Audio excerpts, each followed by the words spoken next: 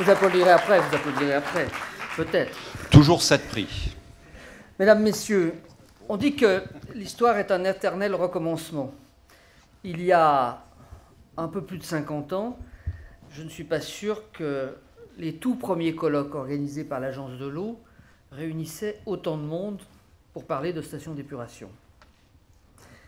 Et pourtant, nous voici rassemblés pour ce sujet où certains sont persuadés d'avoir tout vu et de tout connaître, et où nous sommes incontestablement à l'orée d'une ère nouvelle.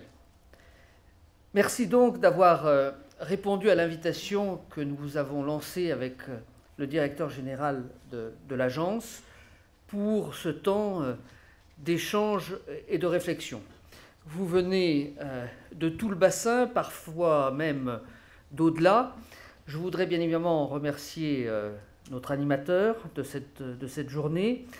Je voudrais remercier ma collègue élue de l'agglomération strasbourgeoise, Madame Bulou, qui apportera son témoignage tout à l'heure et qui a franchi les différents seuils du Doubs pour nous rejoindre. Je voudrais également remercier Pierre-Alain Roche d'avoir accepté de nous apporter son concours. C'est un chanceux parce qu'il va passer la journée avec vous pour en tirer les conclusions. C'est tellement souvent dans ce genre de colloque qu'on invite quelqu'un à venir tirer les conclusions alors qu'il n'a pas suivi l'ensemble des travaux, qu'il va pouvoir vous faire une vraie synthèse à l'issue de la journée. Quand on connaît ses capacités de synthétiser les choses, je suis sûr que celles-ci seront fidèles. Deux mots peut-être pour introduire le sujet. Nous sommes à un moment où, de convention internationale en convention internationale, l'opinion publique commence à se rendre compte du fait que les ressources ne sont pas inépuisables.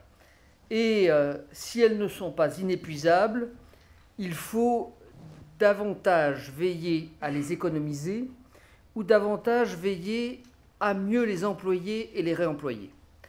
Tel est bien le sujet de l'économie circulaire. Le terme peut paraître barbare, et pourtant il veut bien dire ce qu'il veut dire. Réemployer autant qu'il se peut la matière première. Pourtant, dans les textes qui sont aujourd'hui sur la table au niveau européen, on ne peut pas dire que l'eau est une place de premier choix.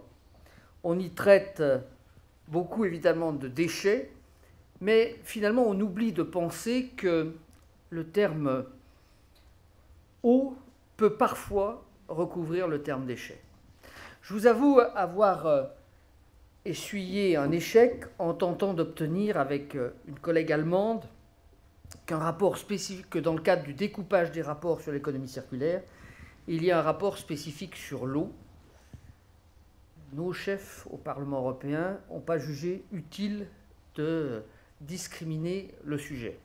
Pourtant, les quelques expériences qui existent aujourd'hui montrent bien que, au-delà de ce que l'on a trouvé jusque-là dans l'eau, exploité jusque-là dans nos stations d'épuration, il peut y avoir X autres mines de ressources.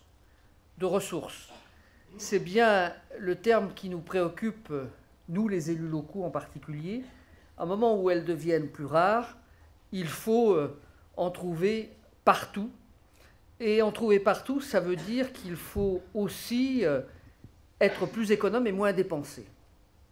Alors, pourquoi les stations d'épuration françaises dépensent-elles plus de 30% d'énergie en plus que les stations allemandes aujourd'hui? Ah, ça, c'était pas prévu. Pardon. Pourquoi nous n'exploitons pas encore partout à des fins agricoles les phosphates, comme cela existe déjà dans un certain nombre d'unités du nord de l'Europe? Pourquoi les chutes qui existent dans nos stations ne sont pas utilisées pour produire de l'énergie, pourquoi la température de l'eau qui rentre dans la station n'est pas systématiquement regardée et exploitée. Voilà quelques questions parmi tant d'autres, parce que notre eau qui rentre en station d'épuration contient bien d'autres pépites qu'il nous faudra exploiter à l'avenir, qu'il nous faudra valoriser et qu'il nous faudra réutiliser. C'est donc avec le concours des scientifiques et des ingénieurs un véritable défi qui s'offre à nous pour concevoir la station de la prochaine décennie, peut-être même du prochain quart de siècle. Inventer, développer, c'est l'affaire des entreprises, c'est l'affaire des laboratoires de recherche, et je veux ici publiquement remercier toutes celles et tous ceux qui ont quelques longueurs d'avance sur le sujet et qui vont nous les faire partager tout au long de cette matinée. C'est ainsi que nous progresserons tous ensemble dans le futur. Évidemment, l'agence, à travers ses différents programmes, aura à accompagner ce mouvement. Il ne s'agit pas de revenir à ce financement merveilleux des stations d'épuration que l'on a pu connaître il y a encore 20 ans en arrière, mais nous devons, avec les programmes d'intervention des agences, accompagner la nouveauté, faire émerger des pratiques.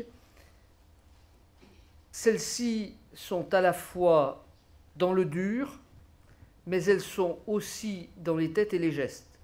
Ce qui veut dire que nous aurons aussi sans doute à développer des programmes de formation un peu ambitieux pour nos personnels, parce que parfois, avec quelques simples réglages et bons réglages, on peut déjà faire de l'économie circulaire sans le savoir. Bonne journée à tous.